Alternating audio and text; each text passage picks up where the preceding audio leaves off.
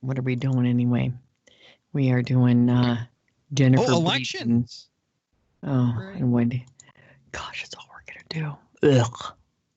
I know. And then this will be a little different. Jennifer Breeden is different. We're live in 30. So Jennifer Breeden's instead of another guy because Russ's wife said that he doesn't want to do little shows like ours. He wants to do Fox News and stuff like that. So we're getting a colleague. Oh, you heard it? Okay.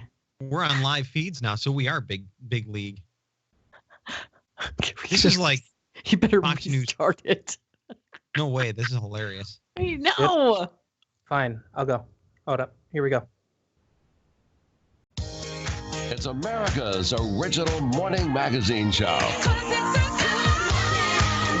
Okay. Lovely sweatshirt. Because, when you get into radio, you do it because you don't want to be seen. And then all of a sudden there's this technology where, hey, look, we've got cameras now. And then we figured out how to stream on the internets, all of them, like everywhere. Yes. So we're streaming all over the place. So anyway. I bought myself a comb. It's funny that you for the hair I have left. Your prom from, I don't know, what 20 years ago or so was prom, and he still wears the jacket and the zip-up tie. Old? Okay. We're going to talk a lot about the debate throughout the show. We've got several experts joining us. We'll just start off with a couple of tidbits here. Debate watchers say Hillary Clinton bested Donald Trump in the third and final showdown, according to a CNN poll. And you know what? I don't agree. 52% say Clinton was the clear winner, while 27% say Trump came out on top. Well, those are weird numbers, John. That's what it said in the story. So where are the other percents? They're horrible at math. So anyway, yes. It varies depending on your party, who you think won. The Supreme Court was where the third and final presidential debate started last night in Vegas. Hillary Clinton says the Supreme Court needs to stand on the side of the American people and not special interests. Here's Hillary. And I feel strongly that the Supreme Court needs to stand on the side of the American people, not on the side of the powerful corporations and the wealthy.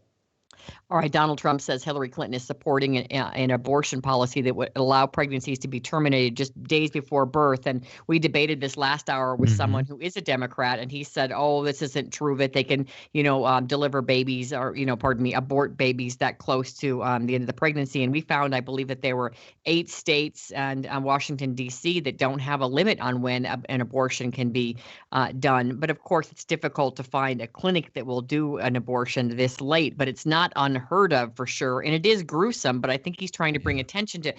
I just don't like it that, gosh, it's such a tough topic. I don't like it that we act like it's like getting a pedicure. You know what I mean? Like now people are starting to like tweet their abortion and talk about it's not a pedicure.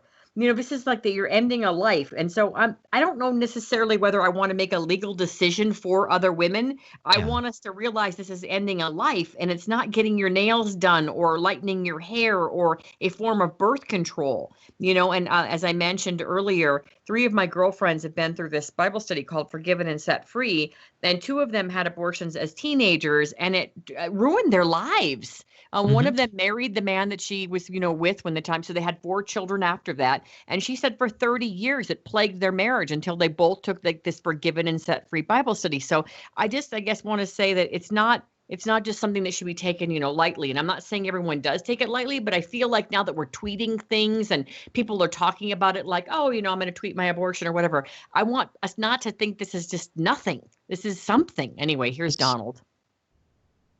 If you go with what Hillary is saying, in the 9th month, you can take the baby and rip the baby out of the womb of the mother just prior to the birth of the baby. So with that all being said, do you think that it was too gruesome and graphic the way he put it? Or do you think, finally it's time that somebody's saying it how it is? I think it's very gruesome and graphic, and it's ending a life. And so I do think that it's not over the top. Now, our friend on the left absolutely 100% thought that it was wrong and that he was wrong and that doesn't happen this way and blah, blah, blah. And I'm like, well, the way it happens isn't exactly, it is gruesome, and I just think we take it so lightly. I think we act like it's like getting our nails done, and it's not. It's killing a baby. Yeah, and I went and did a little research on some of these, and, I just did a little reading on how they're performed. And I don't get worked up very often, but I was pretty emotional reading that. And maybe it's because I'm adopted. So my birth mom gave me up when I was born, and my parents chose to take me in. So she chose life for me. So this is always something that's been really near and dear to my heart because of that. So it's interesting you say that, because my aunt is she goes to DC, she marches, for life.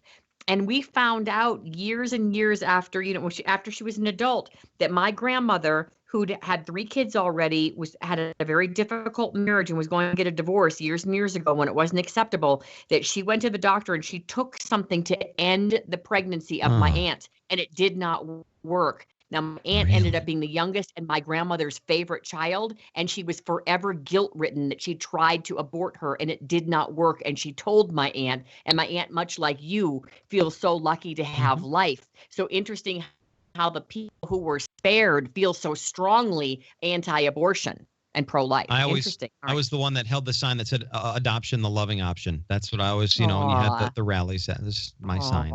All right. Well, we used up our whole first segment on this whole debate on abortion. So that was interesting. Thank you. We'll be right back.